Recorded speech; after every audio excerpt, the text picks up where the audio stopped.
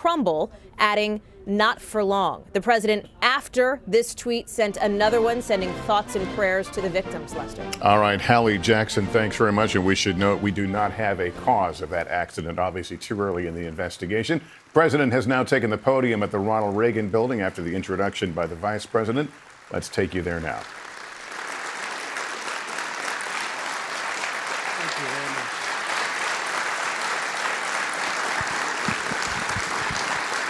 Thank you very much.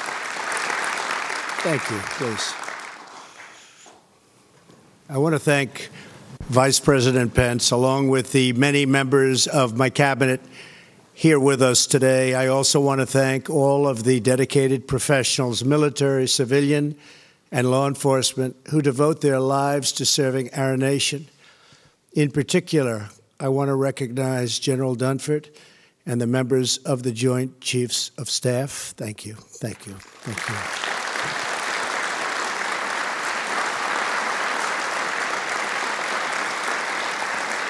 you. In addition, we are honored to be joined by House Majority Leader Kevin McCarthy, Homeland Security Chairman Mike McCall, and Senate Majority Whip John Cornyn. Thank you very much. Thank you for being here.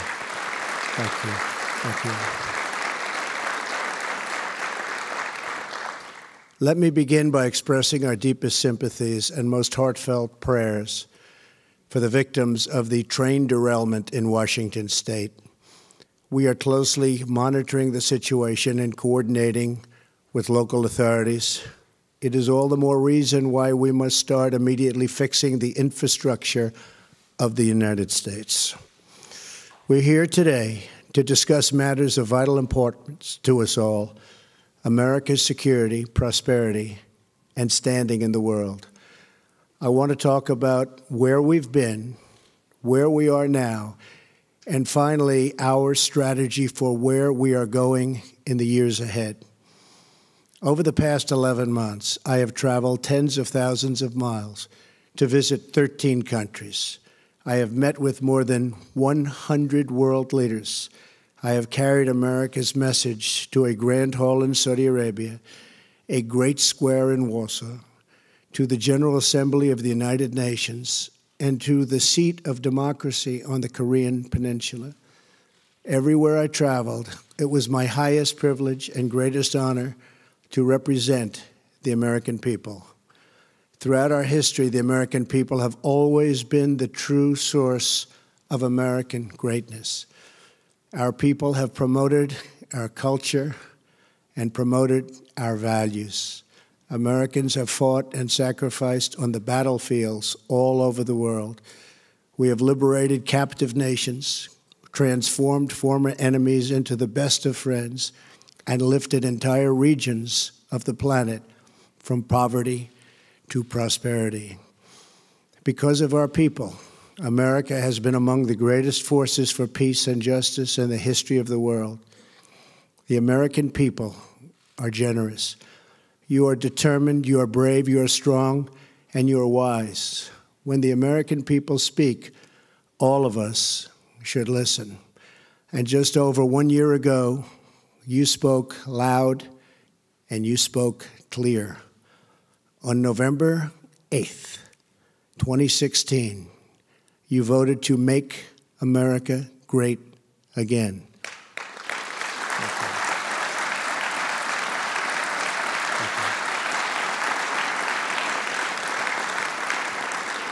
You embrace new leadership and very new strategies, and also a glorious new hope. That is why we are here today. But to seize the opportunities of the future, we must first understand the failures of the past.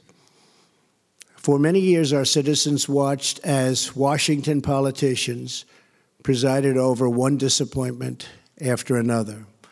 To many of our leaders, so many, who forgot whose voices they were to respect and whose interests they were supposed to defend.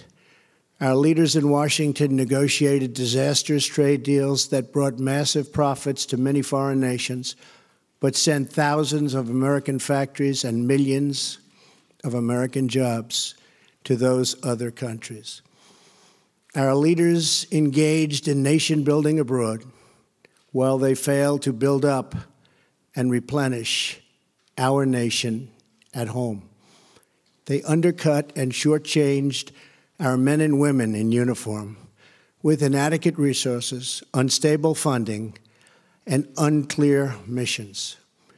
They failed to insist that our often very wealthy allies pay their fair share for defense, putting a massive and unfair burden on the U.S. taxpayer and our great U.S. military.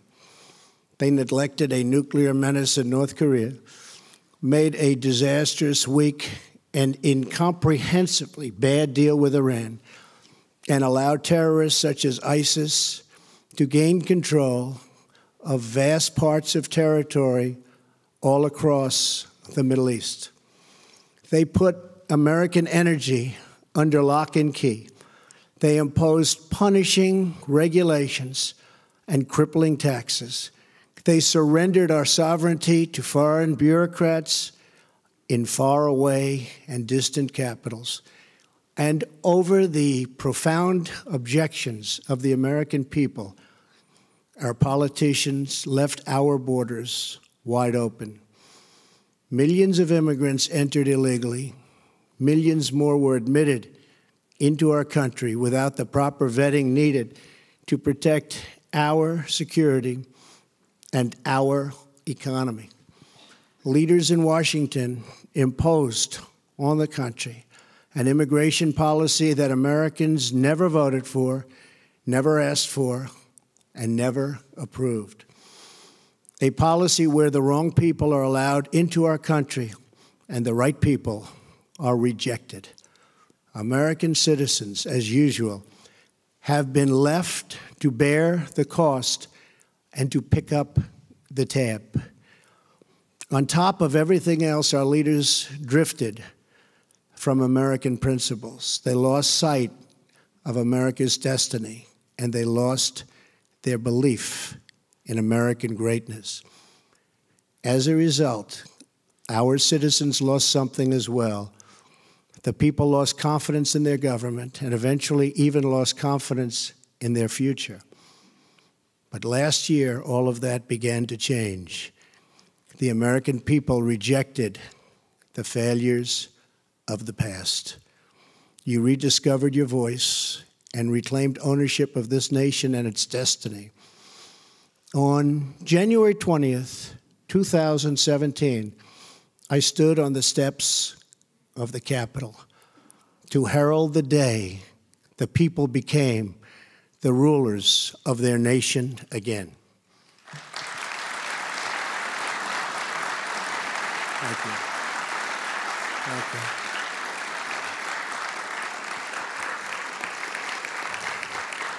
Thank you. Now, less than 1 year later, I am proud to report that the entire world has heard the news and has already seen the signs. America is coming back, and America is coming back strong. Upon my inauguration, I announced that the United States would return to a simple principle. The first duty of our government is to serve its citizens, many of whom have been forgotten. But they are not forgotten anymore. With every decision and every action, we are now putting America first.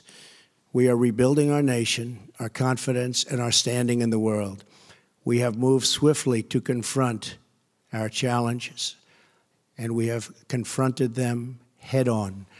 We are once again investing in our defense, almost $700 billion, a record this coming year. We are demanding extraordinary strength, which will hopefully lead to long and extraordinary peace. We are giving our courageous military men and women the support they need and so dearly deserve. We have withdrawn the United States from job-killing deals such as the Trans-Pacific Partnership and the very expensive and unfair Paris Climate Accord. And on our trip to Asia last month, I announced that we will no longer tolerate trading abuse.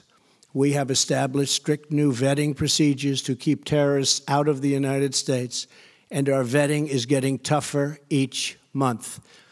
To counter Iran and block its path to a nuclear weapon, I sanctioned the Islamic Revolutionary Guard Corps for its support of terrorism, and I declined to certify the Iran deal to Congress.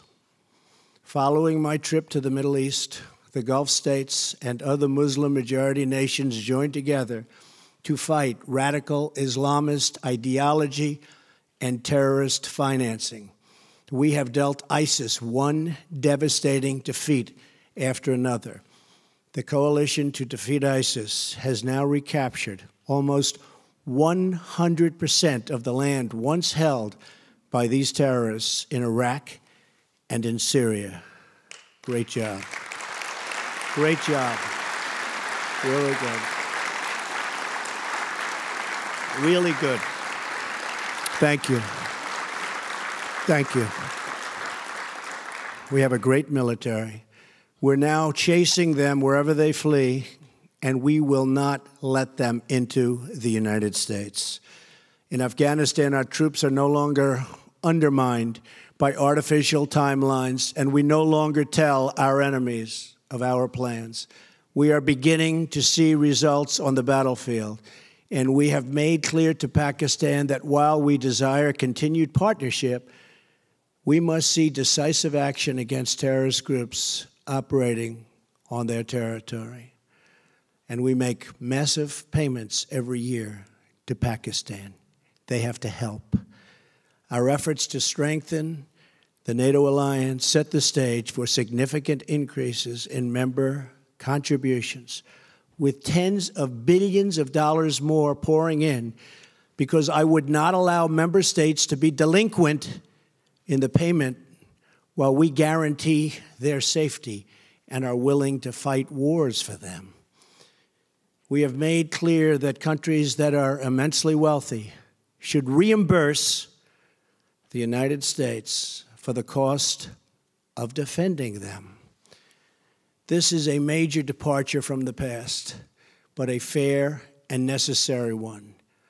Necessary for our country, necessary for our taxpayer, necessary for our own thought process. Our campaign of maximum pressure on the North Korean regime has resulted in the toughest ever sanctions. We have united our allies in an unprecedented effort to isolate North Korea. However, there is much more work to do. America and its allies will take all necessary steps to achieve a denuclearization and ensure that this regime cannot threaten the world.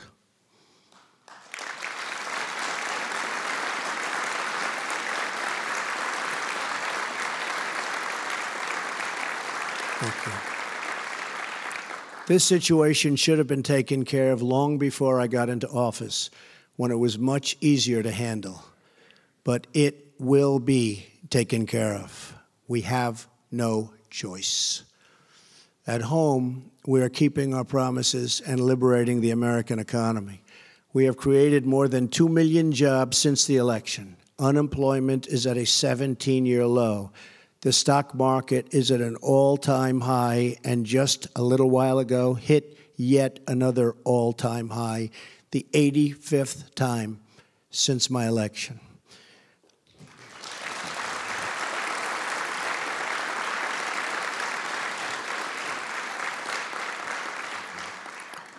We have cut 22 regulations for every one new regulation, the most in the history of our country. We have unlocked America's vast energy resources. As the world watches, and the world is indeed watching, we are days away from passing historic tax cuts for American families and businesses. It will be the biggest tax cut and tax reform in the history of our country. Thank you. Thank you. Thank you.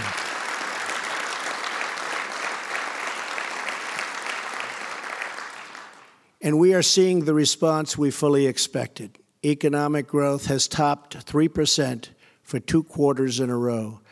GDP growth, which is way ahead of schedule under my administration, will be one of America's truly greatest weapons. Optimism has surged. Confidence has returned. With this new confidence, we are also bringing back clarity to our thinking. We are reasserting these fundamental truths. A nation without borders is not a nation.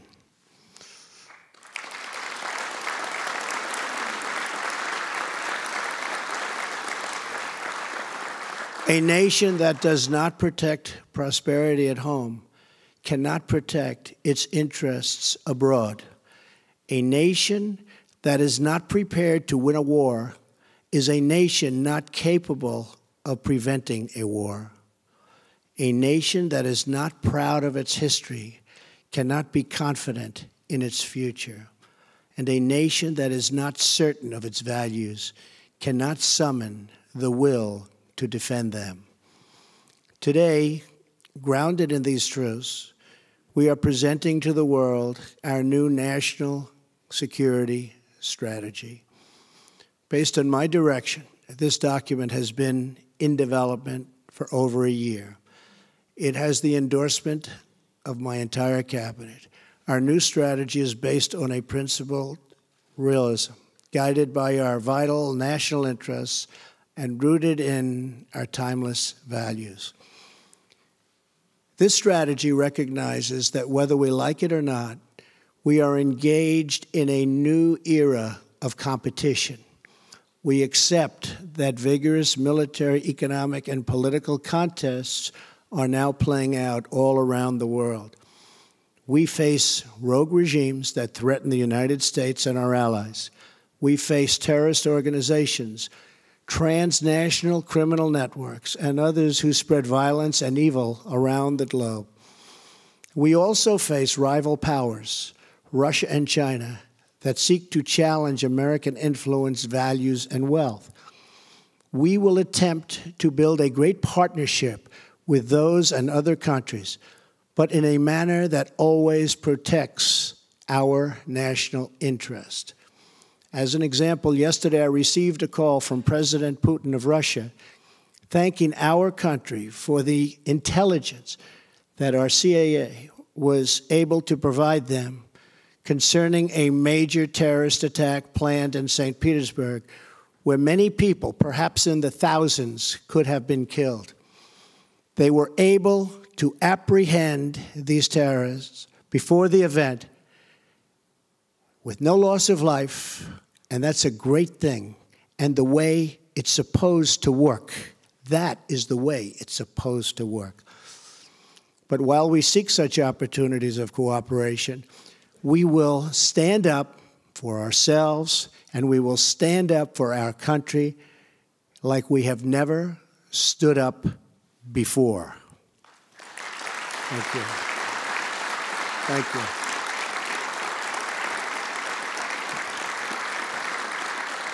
Thank you. We know that American success is not a foregone conclusion. It must be earned, and it must be won. Our rivals are tough. They're tenacious and committed to the long term, but so are we. To succeed, we must integrate every dimension of our national strength, and we must compete with every instrument of our national power. Under the Trump administration, America is gaining wealth, leading to enhanced power faster than anyone thought, with $6 trillion more in the stock market alone since the election. $6 trillion. With the strategy I am announcing today, we are declaring that America is in the game and America is going to win. Our strategy, thank you.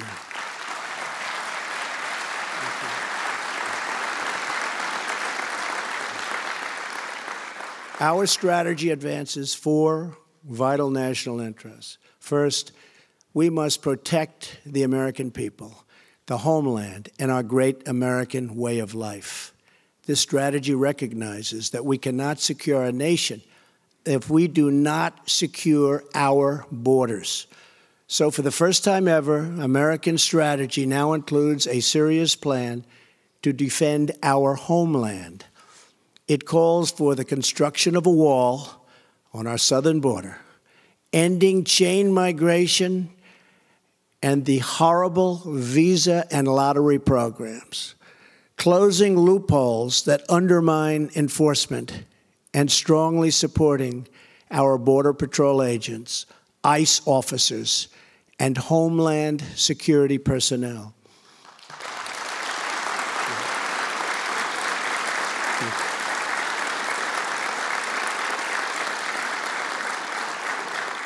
In addition, our strategy calls for us to confront, discredit, and defeat radical Islamic terrorism and ideology, and to prevent it from spreading into the United States.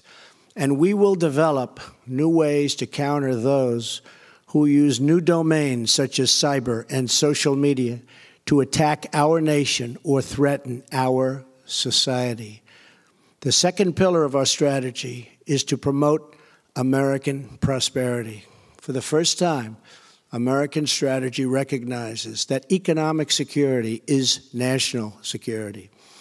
Economic vitality, growth, and prosperity at home is absolutely necessary for American power and influence abroad. Any nation that trades away its prosperity for security will end up losing both.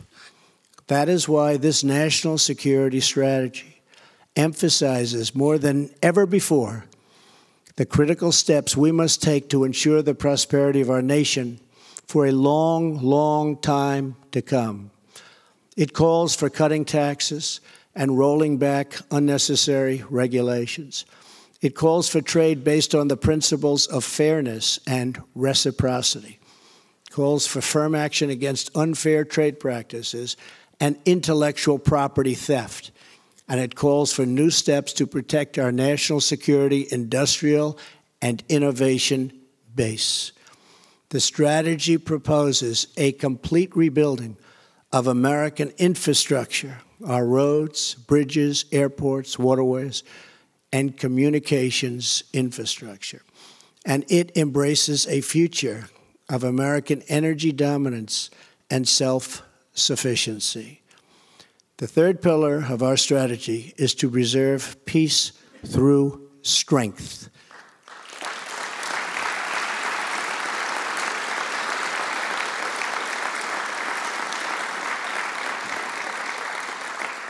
We recognize that weakness is the surest path to conflict, and unrivaled power is the most certain means of defense. For this reason, our strategy breaks from the damaging defense sequester. We're going to get rid of that.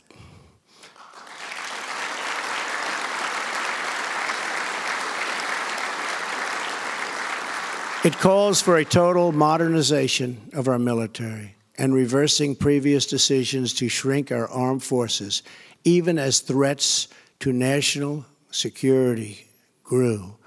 It calls for streamlining acquisition, eliminating bloated bureaucracy, and massively building up our military, which has the fundamental side benefit of creating millions and millions of jobs.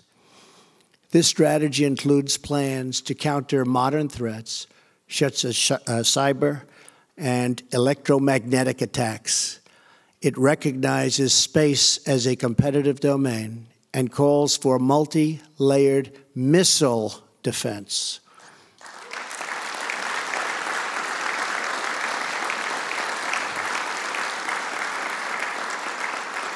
This strategy outlines important steps to address new forms of conflict, such as economic and political aggression. And our strategy emphasizes strengthening alliances to cope with these threats. It recognizes that our strength is magnified by allies who share principles and our principles and shoulder their fair share of responsibility for our common security. Fourth and finally, our strategy is to advance American influence in the world. But this begins with building up our wealth and power at home. America will lead again. We do not seek to impose our way of life on anyone, but we will champion the values without apology. We want strong alliances and partnerships based on cooperation and reciprocity. We will make new partnerships with those who share our goals and make common interests into a common cause. We will not allow inflexible ideology to become an obsolete and obstacle to peace. We will pursue the vision we have carried around the world over this past year, a vision of strong, sovereign, and independent nations that respect their citizens and respect their neighbors. Nations that thrive in commerce and cooperation, rooted in their histories and branching out toward their destinies. That is the future we wish for this world, and that is the future we seek in America.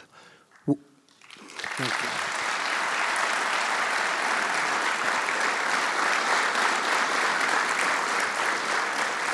With this strategy, we are calling for a great reawakening of America, a resurgence of confidence, and a rebirth of patriotism, prosperity, and pride. And we are returning to the wisdom of our founders. In America, the people govern, the people rule, and the people are sovereign. What we have built here in America is precious and unique. In all of history, never before has freedom reigned, the rule of law prevailed, and the people thrived as we have here for nearly 250 years. We must love and defend it. We must guard it with vigilance and spirit, and if necessary, like so many before us, with our very lives. And we declare that our will is renewed, our future is regained, and our dreams are restored. Every American has a role to play in this grand national effort. And today I invite every citizen to take their part in our vital mission. Together, our task is to strengthen our families, to build up our communities, to serve our citizens, and to celebrate American greatness as a shining example to the world. As long as we are proud, and very proud of who we are, how we got here, and what we are fighting for to preserve, we will not fail. If we do all of this, if we rediscover our resolve and commit ourselves to compete and win again, then together we will leave our children and our grandchildren a nation that is stronger, better, freer, prouder, and yes, an America that is greater than ever before. God bless you. Thank you very much. Thank you. President Trump speaking just under a half hour in a speech that was billed as outlining his national security strategy. If some of the things he mentioned sound familiar, they are, but perhaps for the first time we're hearing things like trade and securing the border and a border wall, the state of the economy as part of a